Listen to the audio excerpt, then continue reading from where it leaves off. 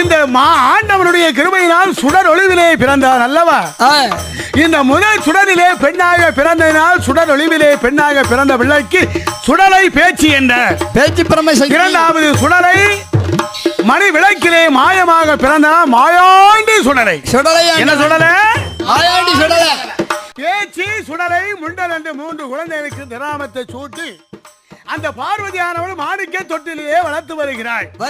இப்படி வளர்த்து வருகிற நாளையில் வெள்ளிக்கிழமை சாமனுடைய சாமம் சை சாம நேரம்.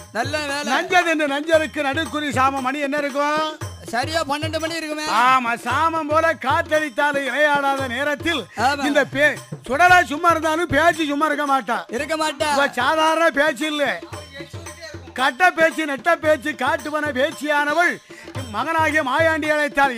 மகனே, என்னமா எந்த நேரம்? சாமனடி சாமம் 12 மணி. நாம தாய் அமர்தான் குடித்தால் தனக்கு வயிறு நிறையுமா? எங்கம்மா நிறையுது? பால் அமர்தான் குடித்தா பசி அடங்குமா? போக வேணும் ஐயா.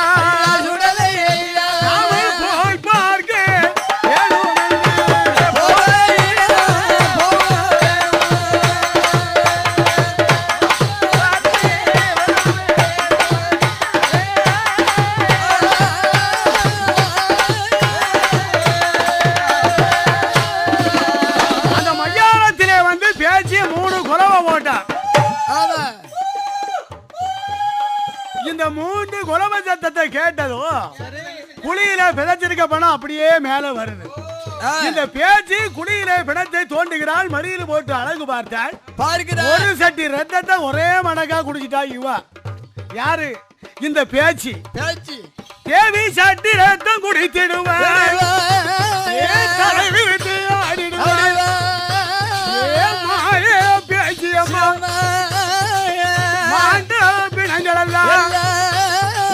மாயாண்டி சுடலையா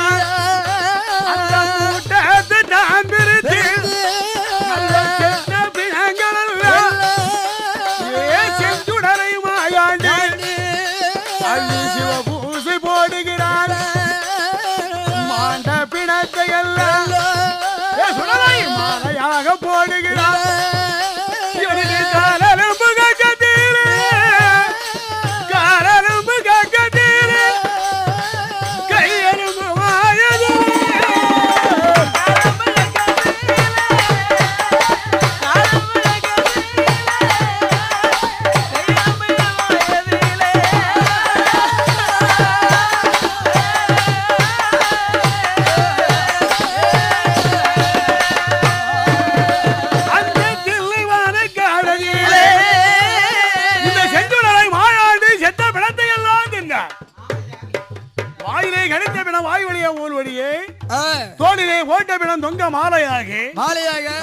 கக்கத்திலே கையெலும்பு வாயிலே வாய்விடம் கைவிடம் அல்லது தோளிலே 5 விடம்.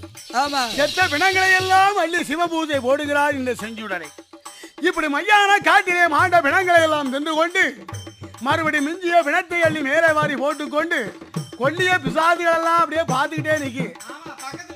ஆமா, பக்கத்தில் நிக்காருங்க கொல்லி பிசாசு. இந்தா உனக்கு காலெலும்பு, இந்தா உனக்கு கையெலும்பு, இந்தா உனக்கு காலெலும்பு. இப்படி கொல்லிய பேய்களுக்கெல்லாம் கூட்டமிட்டு விருந்தழைத்து மிஞ்சிய பிணத்தை அள்ளி மேலே வாரி போட்டுக்கொண்டு மாணிக்க தொட்டு படுத்திருக்கிறார் இந்த சுடலை. அந்த விடிய ஒரு கருக்கலில் பார்வதியானவள் குழந்தைகளை பார்க்க வருகிறாள்.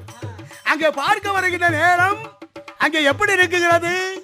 மாயாண்டி படுத்திருப்பது மல்லிகை பூவிலே, இந்த பேச்சு படுத்திருப்பது பிச்சி பூவிலே. இந்த பார்வதியானவள் மாணிக்க தொட்டிலே பார்க்கும் பொழுது பிச்சி பூவாடை நல்ல பிறவாட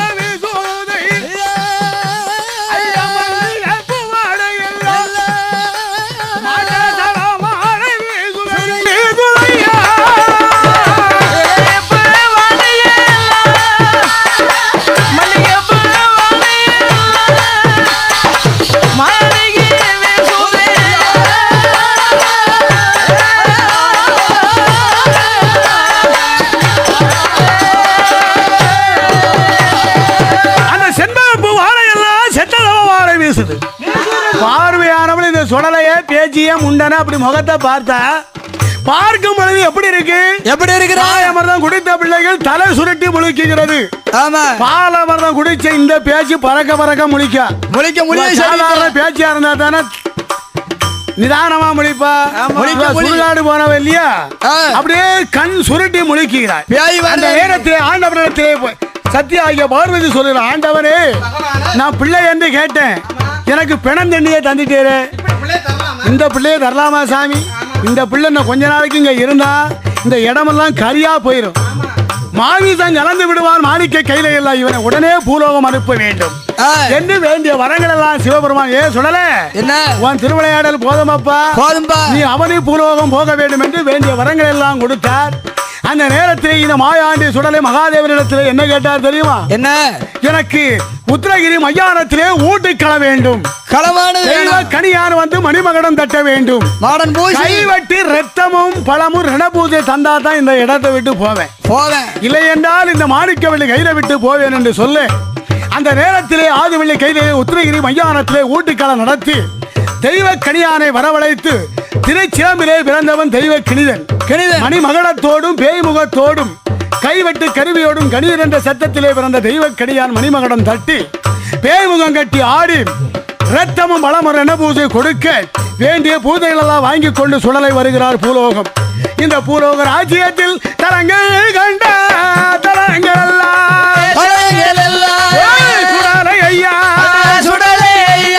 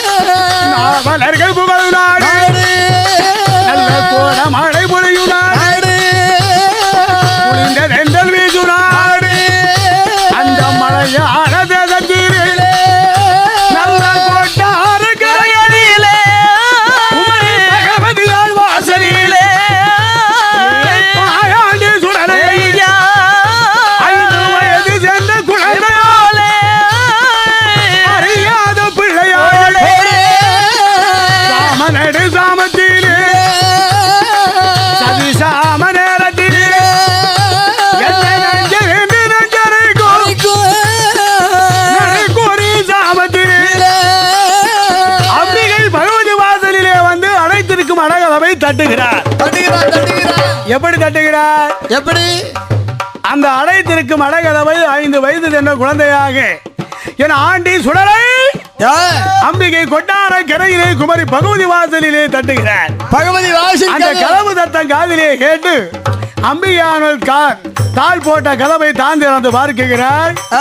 இந்த மாயாண்டி எப்படி இருக்கிறான்? மதலையாக நிற்கிறான். 5 வயது சிறுவன் போல. அந்த நேரத்திலே அம்பிகையானவள் கேட்கிறார், எவ்வா என் மகனே பாலகனே ஊரு என்னது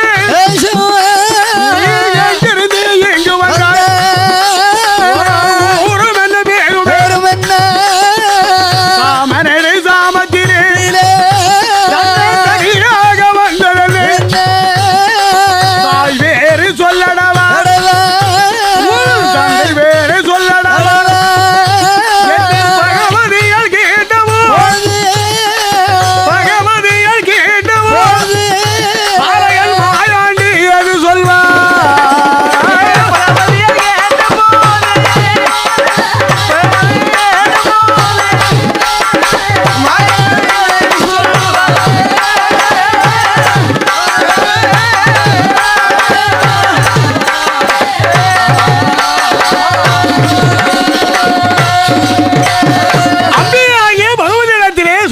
அம்மா என்ன என்ன நான் ஆதிவள்ளி கையிலே சுடரொளிவிலே பிறந்தவன். சுடரொளிவினா எப்படி?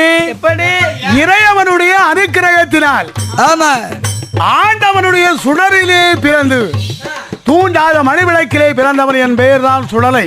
சுடலை அது சாதாரண சுடலை அல்ல, மணிவிளக்கிலே பிறந்த மாயாண்டி சுடலை. சுடலை நான் அங்கே மாமிசத்தை கலந்ததினால் மாணிக்க கைலைக்கு உதகாது என்று தெய்வ கனியானோட மணி மகளத்தோடும் வேமுகத்தின் ஆட்டத்தோடும் கைவெட்டு திரளையோடும் நரபலியை வாங்கி கொண்டு வந்தவர். எனக்கு அக்கமில்லை பக்கமில்லை ஆதரிக்க யாரும் இல்லை. உன்னையே நம்பி வந்தேன் உளுத்தினேன் இவ்வுலகில் முன்னையே விண்ணனிற்கும் மூலமே ஆதி சத்தியே என்று அடி தோழுதான். அந்த நேரத்திலே பகவதி ஆனவள் அப்பா வந்தேன் ஒரு இடத்துக்கு போகாது என் இடத்திலே இரு. உனக்கு வேண்டிய பூசை எல்லாம் உனக்கு வேறபடி நானும் தாரேன்.